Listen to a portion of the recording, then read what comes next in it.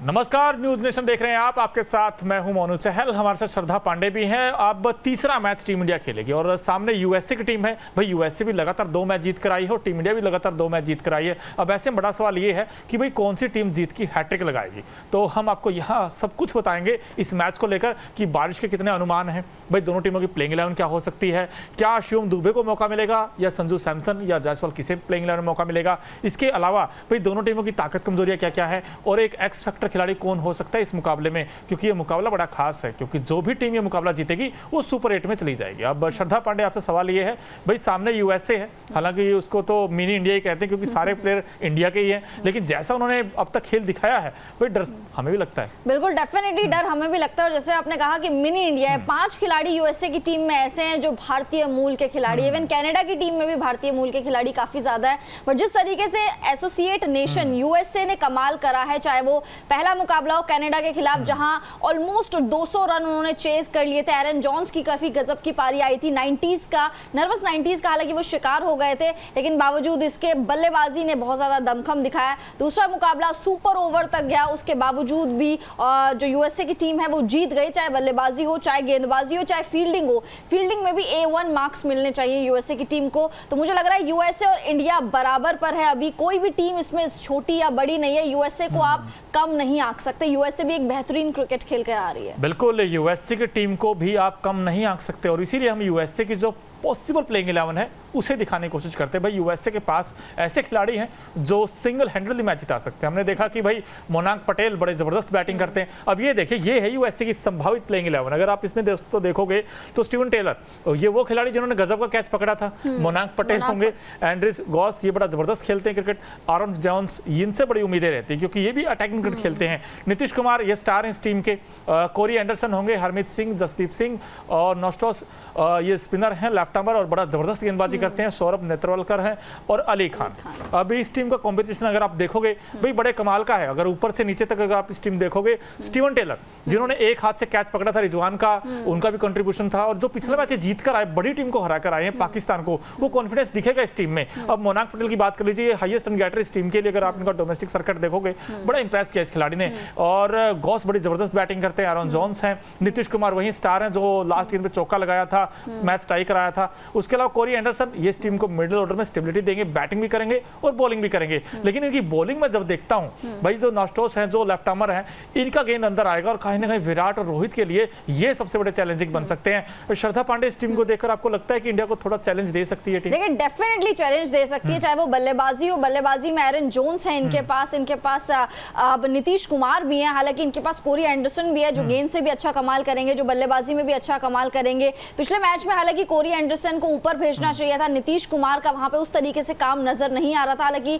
चौका लगा के मैच ड्रॉ उन्होंने सुपर ओवर तक वो जरूर लेके गए थे, but Corey Anderson middle overs में, मिडिल ऑर्डर में जिस तरीके की मजबूती देते हैं वो बेहतरीन है। वेस्ट इंडीज के खिलाड़ी हैं और ताबड़तोड़ क्रिकेट खेलना जानते हैं। इस पिच पर खासकर की कोरी एंडरसन बहुत ज्यादा कारगर साबित हो सकते हैं। साथ साथ गेंदबाजी की बात करें तो इनके पास नौशतोष है जिन्होंने पिछले मैच में 3 विकेट चटकाए थे। साथ साथ सौरभ नेत्रवलकर है, इनकी वजह से ही जो यूएसए की टीम है वो जीत पाई थी, क्योंकि इन्होंने काफी अच्छे रन्स जो है डिफेंड करे थे। वहां पे 4 ओवर में 18 के अराउंड इन्होंने रन दिए तो और अच्छी खासी इकोनॉमी भी थी इनकी, 4 या 5 की इनकी इकोनॉमी भी थी, तो जबरदस्त तरीके से इन्होंने भी परफॉर्म करा था। अली खान इवन या फिर जसदीप की बात कर लीजिए, गेंदबाजी बहुत ही ज्यादा मुझे सॉर्टेड नजर आ रही है, उसी तरीके से बल्लेबाजी भी है। मोनांक पटेल की खासकर तारीफ करनी पड़ेगी, पिछले मैच में प्लेयर ऑफ द मैच का अवार्ड इनको मिला था। मोनांक पटेल लगातार इंप्रेस कर रहे हैं, कनाडा के खिलाफ भी थोड़े रन बनाए थे बट इफेक्टिव रन बनाए थे, और इस मैच में यानी जो पाकिस्तान के खिलाफ था उसमें भी अच्छे रन बनाए थे, अर्धशतक इन्होंने लगाया था। तो Monank Patel leading from the front का काम कर रहे हैं, तो मुझे ये टीम बहुत सॉर्टेड नजर आ रही है और टीम इंडिया को कड़ी टक्कर दे सकती है। आखिरी ओवर तक ये मुकाबला जरूर जाने वाला है। लेकिन जो मर्जी कहो भाई, दोनों टीमें पाकिस्तान को हरा के आई हैं, दोनों के पास वो कॉन्फिडेंस है। लेकिन टीम इंडिया की अगर हम बात करें भाई, 120 रन जैसे डिफेंड किए थे इंडिया ने, भाई बॉलिंग सुपर हिट है, लेकिन बैटिंग में अभी भी लूप होल है। अगर टीम इंडिया का जो पॉसिबल प्लेइंग 11 आपको दिखाने की कोशिश करते हैं, भाई ये है इंडिया की कुछ इस मैच में प्लेइंग 11 कुछ इस प्रकार हो सकती है। इसमें देखिए तो रोहित जायसवाल को मौका मिल सकता है क्योंकि शिवम दुबे ने रन नहीं बनाए और विराट कोहली, ऋषभ पंत, सूर्य कुमार यादव, हार्दिक पांड्या, रविंद्र जडेजा, अक्षर पटेल, अर्शदीप सिंह, जसप्रीत बुमराह और मोहम्मद सिराज। अब इस कॉम्बिनेशन के साथ टीम इंडिया जा सकता है, लेकिन आपको ये भी ध्यान रखना होगा जो ये मैच है उसी पिच पर है जो आपने पिछला मुकाबला खेला, तो ऐसे में भाई इस कॉम्बिनेशन के साथ अगर इंडिया जाएगी सो आई थिंक थोड़ा बैलेंस नजर आता है ये कॉम्बिनेशन। लेकिन शिवम दुबे के ऊपर सवाल उठे, जैसे उनका सिलेक्शन टीम में हुआ उसके बाद रन ही नहीं आए, उनके 70 रन भी नहीं है, अगर आप आईपीएल को भी इंक्लूड कर दोगे तब भी उनके रन नहीं है, 70 रन नहीं, पिछले 8 या 9 पारी अगर आप उनको देखोगे। इस T20 वर्ल्ड कप में देखेंगे तो भाई आयरलैंड के साथ उनको मौका नहीं मिला था खेलने का, लेकिन प्रैक्टिस मैच में सिर्फ 14 बनाए थे और 3 रन बनाए थे सिर्फ पाकिस्तान के खिलाफ और 8 गेंदें ले ली थी। तो कहीं ना कहीं शिवम दुबे को आप बाहर कर लीजिए और यहाँ पर जायसवाल या संजू को मौका मिलना चाहिए। अब हमें ऐसा लगता है कि टीम इंडिया एक चेंज कर सकती है कि वो संजू या जायसवाल के साथ जा सकती है। लेकिन दोस्तों आप बताइए आपको क्या लगता है, क्या प्लेइंग 11 में भाई 2 चेंज होने चाहिए या एक ही चेंज होना चाहिए? क्योंकि कुलदीप यादव को भी लोग कह रहे हैं कि अक्सर की जगह लेकर आ सकते हैं कुलदीप यादव को, लेकिन इंडिया की जो बैटिंग थी भाई आपको पता है कि ऐसी पिच है, आपने 10 ओवर में 81 बना लिए थे, 10 ओवर 81 था इंडिया का स्कोर, लेकिन आखिरी 10 ओवर में आपने क्या किया, सिर्फ 119 बना पाया। और सारे के सारे बैट्समैन जो आउट होने का तरीका अगर आप देखोगे श्रद्धा पांडे उसी विकेट के ऊपर जहां पर इंडिया को मैच खेला यूएसए के साथ, सारे के सारे बैट्समैन बड़ा शॉट मारकर आउट हुए, चाहे हार्दिक पांड्या हो वो भी स्वीप मार के आउट हुए थे, शिवम दुबे हो वो तो खैर शॉर्ट डिसमिसल आउट हुए थे। तो ऐसे में बैटिंग में भी आपके यहाँ पर गेंदबाजों ने जरूर दिखाई थी हिम्मत, लेकिन बैटिंग में अभी भी आपकी दिक्कत। बिल्कुल डेफिनेटली बैटिंग में जरूर दिक्कत है, और जैसे कि आपने बोला कि खराब शॉट खेल के, क्योंकि हमारे खिलाड़ी ना आईपीएल में रज बस गए हैं, आईपीएल के रंग में अभी भी रंगे हुए हैं, उनको ये चाहिए कि स्ट्राइक रेट पर ध्यान दे, जबकि इस पिच पे नसाउ काउंटी की जो पिच है यहाँ पर आप प्लीज स्ट्राइक रेट पे ध्यान मत दीजिए, यहाँ पर आप टेक्निक पे ध्यान दीजिए, यहाँ पर आप इंटेंट पर ध्यान दीजिए, क्योंकि यहाँ पर अगर आप 120 के स्ट्राइक रेट से भी खेलते हैं लेकिन आप आखिरी तक खड़े रहते हैं तो मैच आपके पाले में है। चाहे वो कितने भी मुकाबले आप उठा के देख लीजिए, इस पिच पर जितने भी अभी मैचेस हुए हैं सब मैचेस में इंटेंट मैटर करिए, स्ट्राइक रेट किसी में मैटर नहीं करी। जो ऋषभ पंत है वो भी तो कहाँ तेज खेल रहे थे, वो भी धीरे खेल रहे थे, उतने तेज नहीं खेल रहे थे। अक्षर पटेल ने उनका साथ दिया था, तीसरे नंबर पर अक्षर पटेल को लाया गया था, अक्षर पटेल ने डिफेंसिव पारी खेलने की कोशिश करी थी और वहीं से कहीं ना कहीं हम संभले। अदरवाइज अगर विकेट गिरते रहते, भारत के हाथ में विकेट नहीं रहते, तो मुझे नहीं लगता 119 भी भारत बना पाती। तो बैटिंग में डेफिनेटली लूप होल है। और शिवम दुबे ये यूजलेस खिलाड़ी लग रहे हैं, बिल्कुल ही यूजलेस लग रहे हैं। मुझे लग रहा है कि शायद जब वेस्ट इंडीज टीम इंडिया जाएगी सुपर 8 में, तब शायद वहां पे जब स्पिनर्स को इंट्रोड्यूस करा जाएगा तब शायद शिवम दुबे अच्छा कारगर साबित होंगे। लेकिन ऐसी पिचेस में जहां पे पाटा विकेट नहीं है, जहां पर बॉल फंस कर नहीं आता, जहां पर बॉल लहराता है, जहां पर सीमिंग कंडीशंस है, वहां पर मुझे लग रहा है शिवम दुबे का कोई काम नहीं है। और जब शिवम दुबे से आपको गेंदबाजी नहीं करवानी तो आप उनको ला क्यों रहे हैं प्लेइंग 11 में? 2 या 3 रन बनाने के लिए वो तो यूजी चहल भी बना लेते। तो आई थिंक शिवम दुबे का इस टीम में इस वक्त एज ऑफ नाउ कोई काम नहीं है। कोई काम नहीं। लेकिन अगर देखा जाए, आपसे पूछा जाए भाई इस टीम इंडिया की जो सबसे बड़ी ताकत है, हम सोचते थे रोहित और विराट होंगे, लेकिन रोहित और विराट ने पिछले मैच में जो दगा दिया दोनों ने बल्लेबाजी में, अब क्या लगता है आपकी इंडिया की सबसे बड़ी ताकत क्या इस मैच में? देखिए इंडिया की सबसे बड़ी ताकत है जस्सी जैसा कोई नहीं। जहां पर आपको दिक्कत परेशानी हो आप डॉक्टर पे मत जाइए, आप जसप्रीत बुमराह पे चले जाइए। पिछले मैच में भी आपको याद होगा जब मोहम्मद रिजवान क्रीज पर डटे हुए थे, और अगर मोहम्मद रिजवान अंत तक खड़े होते तो मुझे लग रहा है पाकिस्तान मुकाबला चेस कर जाती। बट अगर आपको कुछ भी दिक्कत है तो आप जसप्रीत बुमराह के पास जाइए, जसप्रीत बुमराह से 1 या 2 ओवर पावर प्ले में करवाइए और उनका ओवर आखिरी तक बचा के रखिए, जैसे कि पिछले मैच में रोहित शर्मा ने रणनीति लगाई थी। तो मुझे लग रहा है इनकी सबसे बड़ी ताकत इनकी गेंदबाजी है, और खासकर जसप्रीत बुमराह का फॉर्म। चाहे आप ओडिया वर्ल्ड कप, पिछला वर्ल्ड कप की बात कर लीजिए, चाहे आप ये वाले वर्ल्ड कप की बात कर लीजिए, और साथ साथ पाकिस्तान के मैच की, खासकर पाकिस्तान के खिलाफ जो मुकाबला हुआ था उसमें जसप्रीत बुमराह ही ऐसे गेंदबाज थे, बॉलर थे जिन्होंने हमें वापस मैच में लेके आए थे। क्योंकि एक टाइम पे पाकिस्तान के पास 48 पे 48 यानी 48 रन चाहिए थे 48 गेंदों पे, और 8 विकेट इनके खाते में थी। वहां से अगर मैच किसी ने पलटा है तो वो बुमराह है। तो मुझे लग रहा है सबसे बड़ी ताकत इनकी बुमराह है। और उस मैच में भी अगर देखोगे तो भाई जस्सी पीकर आए थे लस्सी, और उन्होंने ऐसे आउट किए यार, वो यकीन ही नहीं हुआ था किसी को। वो जिस तरीके की बॉलिंग करते हैं भाई, कोई तोल नहीं कोई मोल नहीं इस खिलाड़ी का, क्योंकि जैसे गेंदबाजी करते हैं। अब अगर देखा जाए भाई इंडिया की बैटिंग में आपको सबसे ज्यादा उम्मीदें किससे है? क्योंकि हमें रोहित विराट से थी भाई, दोनों ने बड़ा निराशाजनक परफॉर्मेंस दिया है। अब नीचे जब देखते हैं ऋषभ पंत ने बड़ा डेयरिंग क्रिकेट खेला, लेकिन उन्होंने भी मौके दिए थे, उन्होंने भी 3-4 कैच, बिल्कुल 5 बार उन्होंने मौके दिया दूसरी टीम को। लेकिन अब इस टीम में आप अगर एक चेंज करना चाहोगे तो मान लीजिए आप संजू को खिलाना चाहते हैं इस टीम में, तो फिर आप कैसे देखते हो इस टीम का कॉम्पिटिशन क्या हो सकता है? देखिए मुझे लग रहा है कि संजू तो नहीं, मैं जायसवाल के फेवर में ज्यादा जाना चाहूंगी।